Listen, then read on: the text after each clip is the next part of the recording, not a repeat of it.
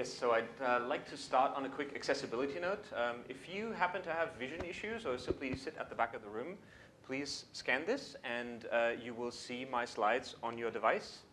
And also, if you happen to be prone to migraines and you can't stare at a bright screen for a long time, then please also snap this, because the slides that you will see on your device will use an inverted color scheme. It will use white on black, which might be a little easier on your eyes and therefore on your brains. So I'll leave this up for a few more seconds, while I do want to say one thing that I think is quite important. This is not my first conference at all, and it's not my first Python conference either. It is my first PyCon Italia. And I want to say that the organizers have made this an absolutely exceptional event for a first-time speaker. The communication from the get-go, from putting in a proposal, has been absolutely fantastic. And so, Jonas, since you're basically the face of the organizers and the volunteers here today, right? I would really like to thank you for putting on such a kind and welcoming and wonderfully organized event. Thank you very much.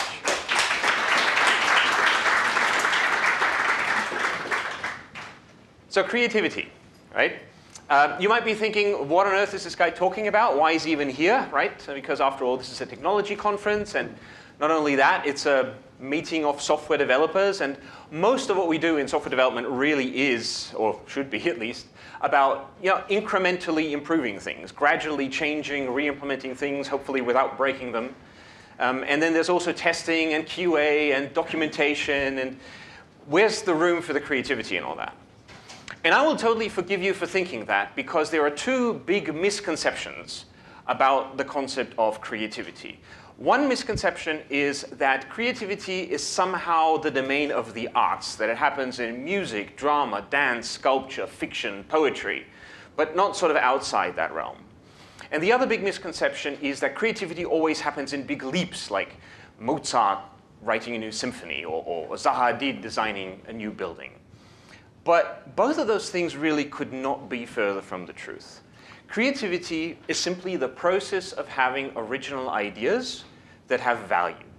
That's not my own definition. That's a definition that comes from Sir Ken Robinson, who is one of the most eminent advocates of education reform in the UK and the US in the last 20 to 30 years. Unfortunately, we lost him a couple of years ago. But using this definition, it's obvious, I think, that this is very broadly applicable well beyond the arts, because problem solving and optimization, innovation, all require creativity, and practically everything benefits from creativity, as I hope to develop in this talk.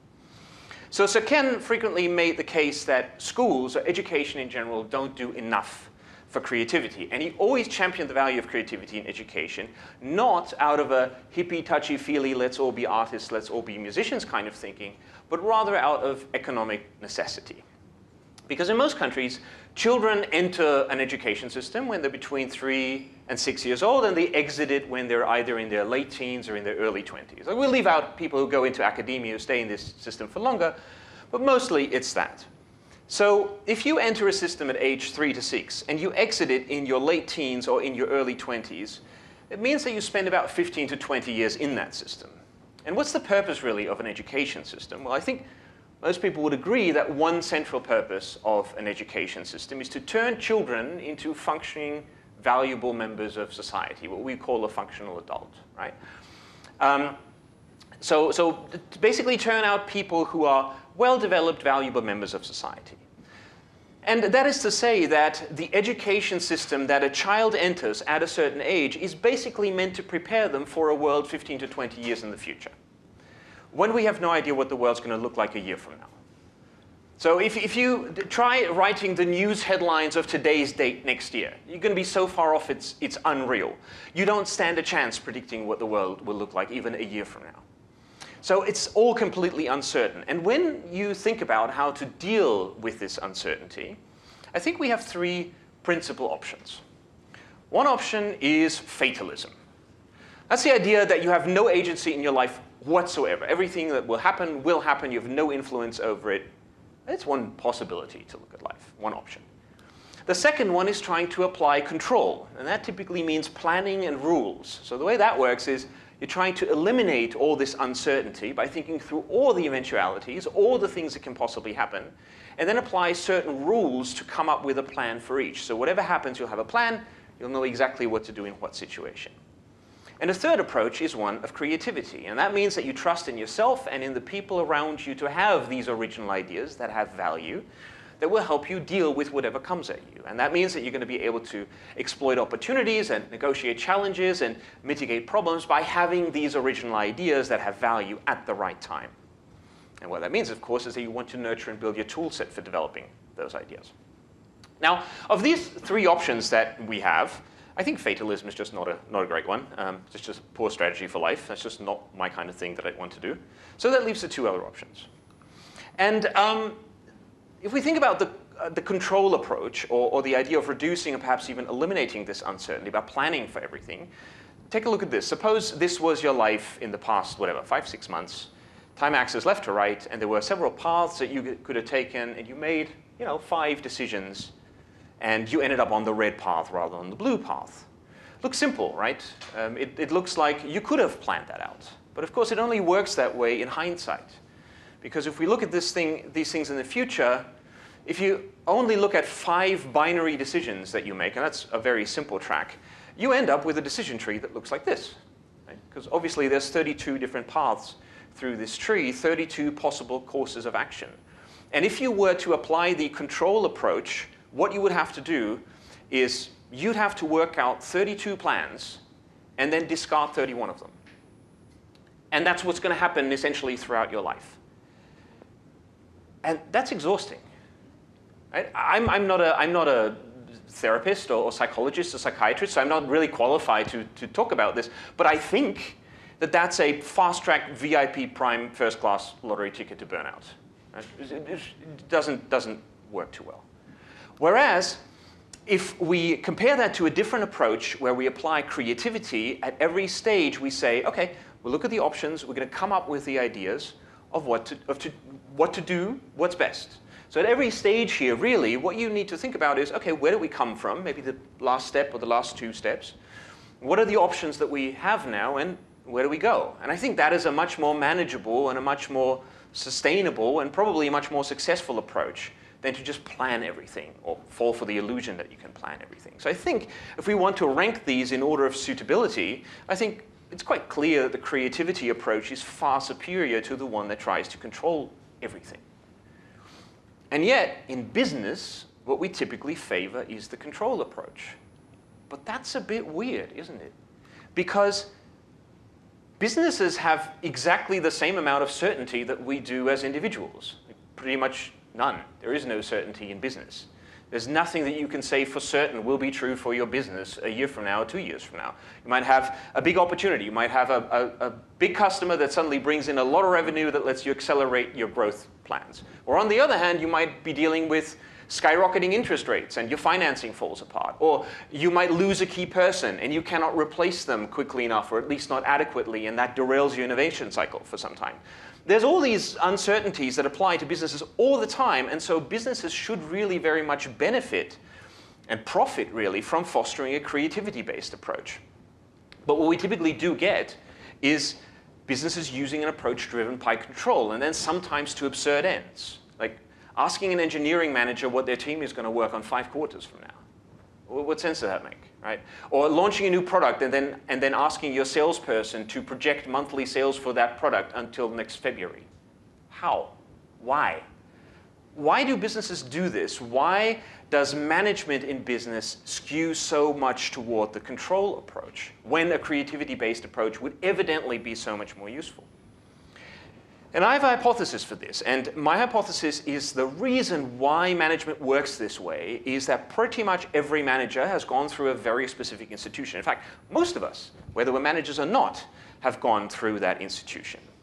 And that institution is school. Now, I can't speak to your personal school experience, but I can speak to mine. And I've spoken to a couple of people here that kind of confirmed mine. I can summarize most of my own schooling in 3 sentences. Here are 3 important things that I learned in all of my schooling. Here's a set of rules. Apply these rules and you will succeed. apply them perfectly, and you will excel. Does that sound familiar to me? Yes, I see people nodding. Okay. So I know for myself, for example, I know for a fact that in creative writing, I didn't write the best stories among my peers. But I understood rules, and I was able to apply them. Punctuation, grammar, syntax, spelling. And I knew that even if my writing was bland, as long as it was error-free, I would make the top grade, right? Which was a 1 in the school system that I inhabited. I think in Italy you use a 10 as a top grade, right? For simplicity, I'll keep using the ECTS scale, right? So that would be an A. So the top grade would be an A, right? Whereas some of my peers wrote much better stories, but they also put in 3 grammar glitches and 2 spelling mistakes, and they misplaced a comma, and they didn't quite apply the style rules that we were taught, and they made Cs. So right, in Italy, that would be a 7 or 8. Even though their stories were much better than me making the top grade. And I was so good at applying rules that I became a straight A student. And if grades in school actually meant anything, a straight A student shouldn't exist. Because what's a straight A student? Or making A's basically means you're above average excellent in a specific subject, and it's absolutely impossible for a child to be that in every subject in school. In the natural sciences, in history, in language, in maths, in art, shop, sports, right? You have to be above average excellent in all of them to be a straight A student. But that's not how grades work in school. They actually don't give you any kind of feedback about whether you're really good at something, whether you're excelling at something. What school does is it warps this idea of excellence to mean industrious, meticulous compliance.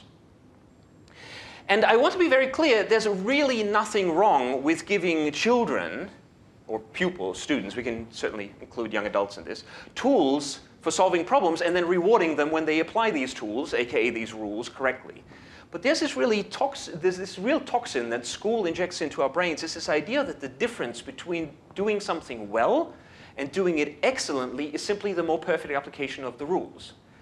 And nothing could be further from the truth. What distinguishes something that's good from something that's excellent is that the excellent thing typically either results from applying the rules well and then adding a personal, original, creative touch, or to dispense with the rules altogether, at least bend them, and something great still emerges. The former, I'd say, for example, is the reason why we find a fugue by Johann Sebastian Bach great, and the second one is why we find the music of, say, Freddie Mercury or Jimi Hendrix great, right?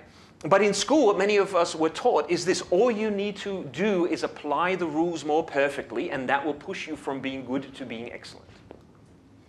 And this is what I would propose as an explanation for the phenomenon of this whole alphabet soup of management fads, right? KPI, OKR, NPS, SRE, all those, right? They're all effectively rule books that people seek to apply. And managers tend to love rule books. Directors, that is, managers who hire managers, tend to love managers who love rule books also. Because as the idea goes, if you have a rule book and you apply it really well, then you'll succeed. And if you apply it perfectly, then you'll excel.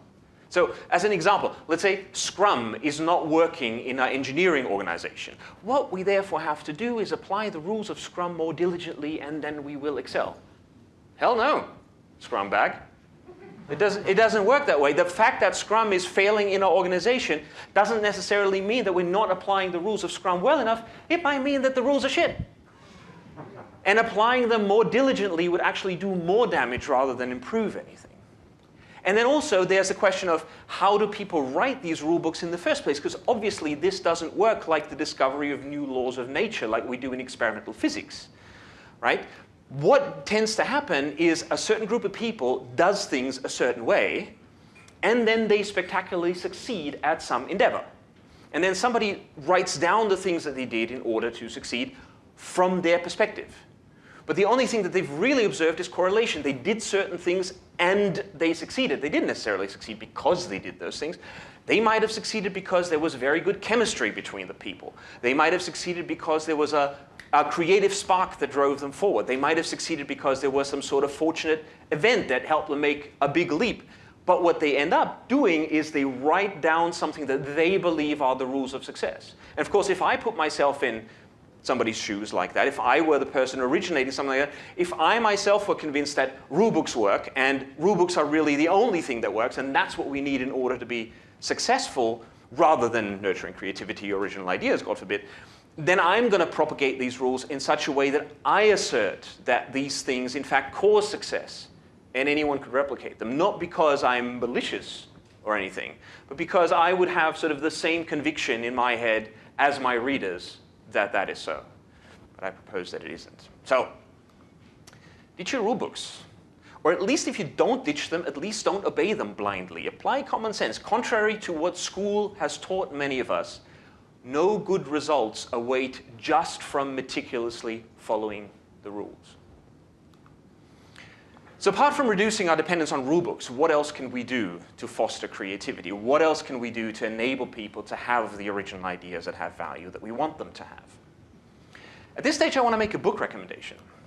John Cleese of Monty Python fame has written an excellent book, not a rule book, I hasten to point out, on creativity. And by the way, you're free to think about John Cleese whatever you like, but this is a good book on creativity. In this book, he asserts that the ability to let your mind wander and thereby become open to new ideas is a key element of the creative process.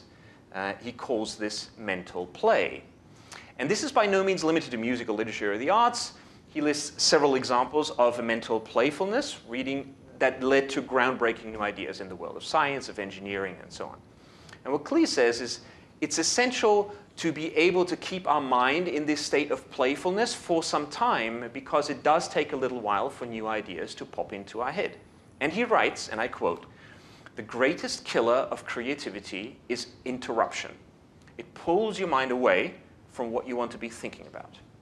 Now consider this in view of the fact that in our industry, in the technology industry, interruption is how many organizations operate. As in, it's not even a problem that they're trying to mitigate, it's inherent to their fabric. This is true for every organization that defaults to using chat for communication. It's effectively interrupt-driven. So is every organization that has ad hoc meetings for everything. If you're a manager, I implore you, stop interrupting people. Let them think. And also, if you're a manager, this is the kind of person that you want on your team. Somebody who says or writes, I'm out of ideas on this one. I will step back and do something else and come back to this tomorrow or whenever. This is a person who has eminently understood how the human mind works. It's also a person I'm proud to call a colleague. But how many of you have had a good idea in the shower? If you have, you'll understand this, right? Stepping away and thinking about something else, whether it is work-related or not, is a productive thing to do. Enable people to do that, encourage it, support it, and do it yourself. I can tell you that every single idea that I've had for this talk came to me on a walk or on a bike ride. Every single one. I had not a single original idea for this talk sitting at my desk. Because I get ideas by being out in the open air. Other people might be getting ideas differently. Thomas Edison apparently had a lot of insights in the strange no man's land between falling asleep and being awake, just before dozing off, interestingly. Other people get ideas while they're staring out the window, or while they're in the shower. Like this guy. This is Jim Crocker, who's known as the man who saved Hubble. You see, when the Hubble Space Telescope went into low Earth orbit in the 90s, MEO actually, whatever, it couldn't see straight, right? Because it had this one mirror that was perfectly ground to imperfect specifications. And so they needed corrective optics. And of course, they were never envisioned in the original design. And nobody could figure out how to fit them into the telescope until Jim had a light bulb moment in the shower in a hotel in Germany. And there's another problem in which contemporary offices are a hindrance to creativity. Because in offices like the one that Jim Crocker had in the 1990s or 80s, we worked with maybe one other colleague in the room. We had stretches of time where that other person was off running an errand or taking a meeting in a conference room. You could close the door, you could put up a do not disturb sign, and do some uninterrupted thinking. But around the year 2000 or thereabouts, most of that changed rather dramatically because we got open plan offices. And they were, of course, allegedly introduced to facilitate cooperation, haha. But they also eliminated any room for uninterrupted mental play at work. And then 2010, we progressed to smartphones and tablets and other portable devices that had the ability to ping us out of playful thought at any hour of the day. And knowledge work became interrupt-driven.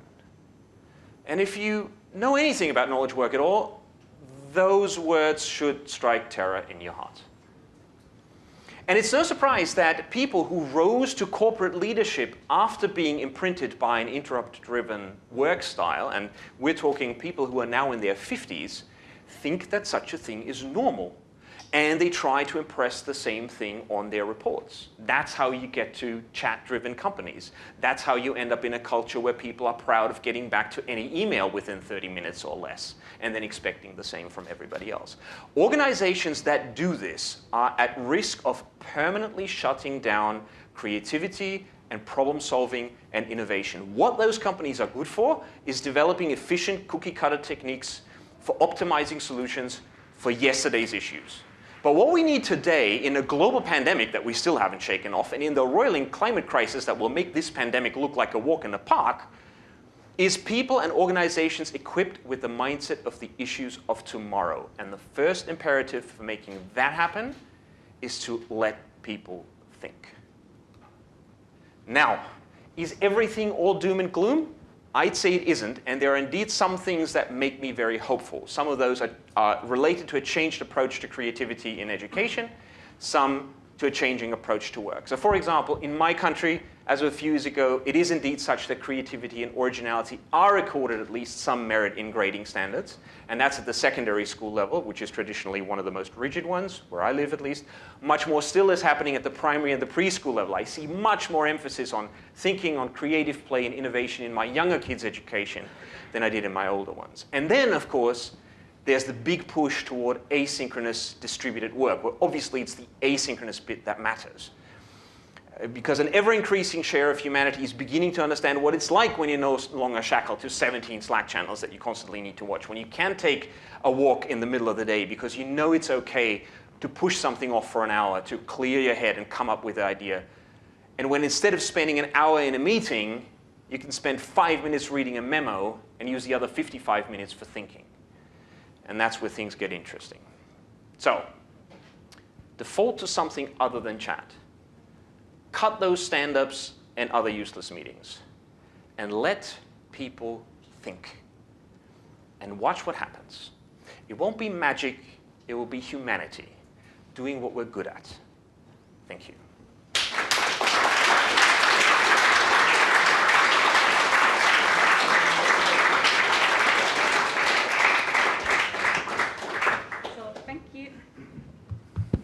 Okay, thank you very much. We have a question from Slido, and people are asking, is agile methodology in software engineering damaging creativity?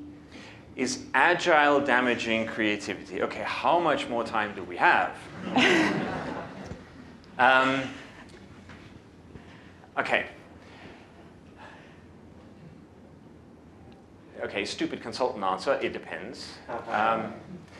And I'm not going to say that everything about agile is absolutely terrible. A lot of it is, though. And it turns out that, I mean, one of the things that really gets my goat is, for example, when somebody tries to sell something like Kanban as an agile method, right? This thing was developed in the 1960s and 70s by people who actually built vehicles in Japan. Like, they actually built things that you could touch and then drive. So no, this is not an agile innovation. There are some things that might work in agile. Many do not. And yeah, it's like find out which are the ones that work and do those and then ditch the others.